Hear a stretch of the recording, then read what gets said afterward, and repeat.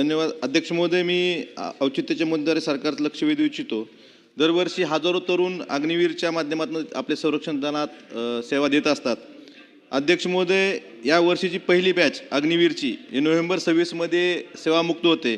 आपल्या महाराष्ट्रातील जवळपास 2839 अग्निवीरांचा त्यात समावेश आहे आणि त्यापैकी फक्त 25% जवानांना उत्कृष्ट कामगिरीच्या आधारे परत त्या ठिकाणी सैन्य दलात घेतलं जाणार आहे. परंतु अध्यक्ष महोदय, उर्वरित 75% तरुण म्हणजे जवळपास 2129 तरुणांना सेवेतून मुक्त केलं जाणार आहे.